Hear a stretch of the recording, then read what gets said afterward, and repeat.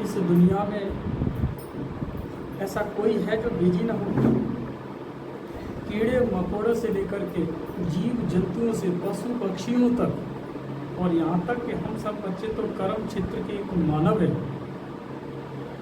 कार्यकर्ता हैं इस कर्म क्षेत्र के। और इस पर हम बच्चे क्या करने के लिए, कर्म करने के लिए आए हैं। तो फिर ही तो कोई हो ही नहीं सकता। फिर ही तो हमारी कर्मेंद्रियां भी नहीं है,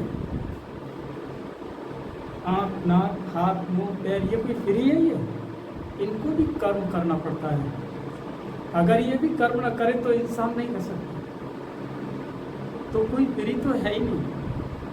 लेकिन हम एक अगर समस्त जातियों में, समस्त पशु पक्षी से लेकर के इस ब्रह्मांड में अगर कोई श्रेष्ठ अगर योनि है तो एक मनुष्य योनि है, जिसके अंदर सोचने और समझने की शक्ति है। इसके आज जो कुछ भी इतने शक्तिशाली अगर बने हुए हैं हमारे यहाँ पर वैज्ञानिक होते हैं, कितने शक्तिशाली वस्तुएं बना दी। यहाँ तक कि हवाई जहाज से लेकर के देख रहे हैं ना, अणु परमाणु बम जो एक चलने पर लाखों करोड़ों चले जाएं। केवल किसकी खोज है? एक मनुष्य की ही खोज है। लेकिन वो स्वयं की खोज नहीं कर पा रहा, अपनी पहेली को सही नहीं कर पा रहा। अपनी पहेली को वो ढूंढने की कोशिश करता है तो वो उसके सामने बहुत सारी प्रॉब्लम्स होती हैं। लेकिन उन प्रॉब्लम से, ये है ही प्रॉब्लम की दुनिया, तब फिर क्या किया जाएगा? हमारा जीवन यों की तरह, यों के जो ही माना कोरे कागज की तरह चला जाएगा। हमने इस मन मस्तिष्क का इस पटल पर जो कुछ अंकित किया है वो आप जानते हैं कि आज पूरे दिन में हमने क्या किया है, तो आपको मालूम है। और जो रिकॉर्डिंग आपने की है उसी के अकॉर्डिंग आपका लेखा जोखा है। तो वर्तमान में हमने कैसी रिकॉर्डिंग की और हालात कैसे थे? क्या मन को कहीं सुकून था? क्या शांति की हमें कोई राह नजर आई? क्या वो जीवन जो कि तो चल रहा था वैसे ही हमने गुजार दिया? तो हमारे संस्कार, हमारे वही रिकॉर्डिंग हो गए। तो उसी रिकॉर्डिंग के अनुसार हमारा नेक्स्ट जन्म है। तो जब हमारे ही कर्मों के आधार पर जब हमारा नेक्स्ट जन्म है तो फिर हम कहीं न कहीं पर आलस्य में डूबे हुए हैं। यह बात समझ में अच्छी तरह से आई नहीं। यह चीनी का स्वाद है, मीठा है, हम उसको समझ नहीं पाए। यही तो बात है ना, चीनी मीठी है, हमने यूज़ किया तो उसमें उसका स्वाद नज़र नहीं आया।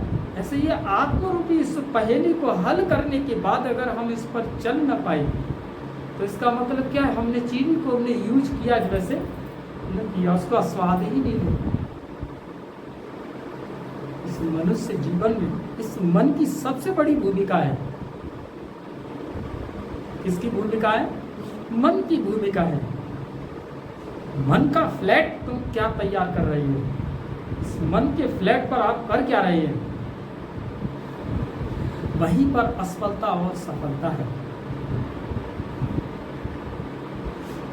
अगर आप ये समझ लें कि ये हमारा मन है, इसकी कोई मूर्ति नहीं है, ये बड़ा शक्तिशाली है मन और बहुत कमजोर भी है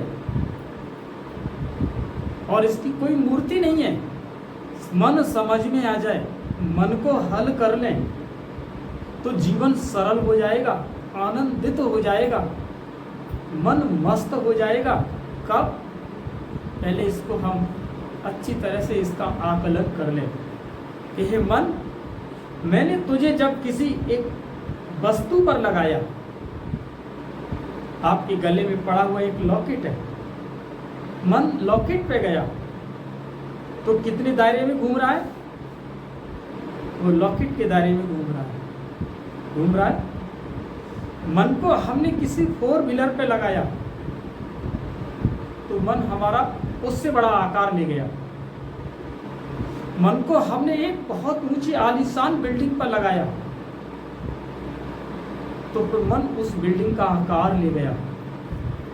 और मन को हमने एक बहुत बड़ी हवेली पर लगाया, किले पर लगाया, मन उसमें आकार लेता गया।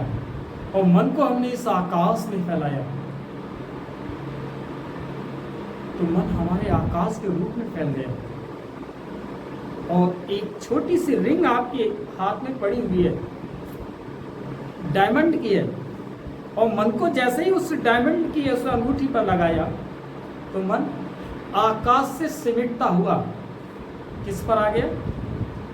एक छोटे से अंगूठी पर आ गया। माना मन की कोई मूर्ति नहीं रही, मन का कोई रूप ही नहीं रहा। तो जब मन का कोई रूप नहीं है, अमूर्त बन गया ये, और ये पल पल बदलता है, तो घर में भी तो मन फैल रहा है। जब मन घर में फैल रहा है तो मन ये घर का वासी है। मन उनके पास जा रहा है, मन उनके पास जा रहा है, और आज वो तुम्हारे साथ सामने नहीं है तो मन उनके साथ गया। तो मन तुम्हारा विचलित होने लगा। मन में क्या आ गई? उलझने आ गई, परेशान होने लगा। अगर हमने इसी मन को उठा करके एक ईश्वरीय राह में लगा दिया, सारी इतने बड़े एरिया को छोड़ते हुए, इतने बड़े विशाल रूप को छोड़ते हुए मन एक सत्संग की राह पर लगा दिया, और जहां भी मन लगता है जाकर के वहां की इमेज धारण करता है अंदर, वहां की फोटो खींचता है अंदर।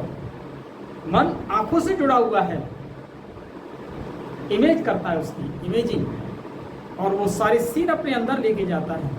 और जब आप सो जाते हो तो फिर बैठ करके कभी रात में स्वप्न में वही सीन देखते हो। तो ये मन इतनी बड़ी मशीनरी है ये, और इसी मन को हमने तुम पर लगाया, आप पर लगाया, और आज आप नहीं हैं तो मन उदास है।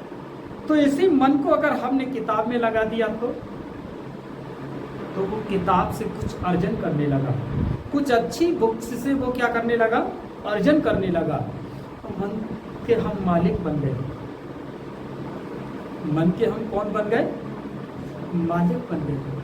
क्योंकि उस मन को हमने किताब से लगा करके उससे कुछ अर्जन करना शुरू कर दिया। मन उसको अंदर स्वीकार करने लग गया, और जब कोई चीज अंदर आती है तो वो शक्तिशाली बनता है। कोई भी रूप हो, आप शरीर को कुछ खाने की चीज देते हैं तो हमारा शरीर भी कैसा बनता है? शक्तिशाली बनता है। आप मन को जब एक अच्छे शब्दों से उसको दे रहे हैं, आप मन को एक अच्छे शब्दों से उसका श्रृंगार कर रहे हैं, तो मन भी उतना ही शक्तिशाली बनता जा रहा है। तो जब मन शक्तिशाली हो जाएगा तो तन भी शक्तिशाली हो जाएगा, और तन शक्तिशाली है तो आप कुछ भी कर सकते हैं, कर सकते हैं। जब तन शक्तिशाली होगा तो कोई भी कार्य कर सकते हैं, और आप सहज विधि से कर सकते हैं। तो फिर सबसे बड़ी जीवन में अगर कोई है हल, कोई अगर शक्ति है तो क्या है? मन है। तो हम क्यों नहीं इस मन को कैसा बनाएं? पावरफुल बनाएं इसे। इस मन को क्या बनाएं? पावरफुल बनाएं। और पावरफुल बनाने के लिए हमें क्या करना है? एक कदम ईश्वरीय राह पर, एक कदम ईश्वर की राह पर, जहां से सारा मन की प्रॉब्लम दूर होती है, समस्याएं सारी दूर होती हैं। तो फिर क्यों हम अपने आप को दूर करते जा रहे हैं? तो मन को हमें क्या करना है? एक अच्छे संकल्पों से इसको सजाने के लिए इसे प्रतिदिन का इसे डोज दें। शरीर को जैसे प्रतिदिन भोजन का डोज देते हो, ऐसे ही इस मन को प्रतिदिन क्या करना है? शुद्ध संकल्पों का, ईश्वरीय संकल्पों का, ईश्वरीय कदमों का संस्कार इस मन को दें, ताकि ये वो चित्र, ताकि वो इमेजिन कर सके, और वही इमेज ये मन आत्मा के साथ होता है। मन आत्मा के साथ होता है। ऐसा नहीं मन कोई अलग है। मन, बुद्धि और ये हमारे संस्कार एक ही जगह होते हैं, एक में ही समाहित होते हैं। तो हमारा जीवन हमारे ही हाथों में है। हमारा जीवन हमारे हाथों में है। यह लोक भी है और परलोक भी है, और आने वाला जो दुनिया है वो भी हमारे हाथ में है। तो हम कहाँ पर धोखा खा रहे हैं? क्यों धोखा खा रहे हैं? या तो कहीं आलस्य है, या कहीं हमें खुशी महसूस नहीं हो रही है, या हमने मन को आज तक समझ नहीं। तो आज आपके मन समझ में आ रहा है कि जो कुछ है तो क्या है? मन है। इसको पावरफुल सकाश से, पावरफुल ईश्वरीय शक्तियों से, पावरफुल वातावरण से और ईश्वरीय कदम पर हम इसे प्रतिदिन इसको क्या करना है? सजाना है। तो आप अपने जीवन को सफल बनाएं। ठीक है? ओम शांति।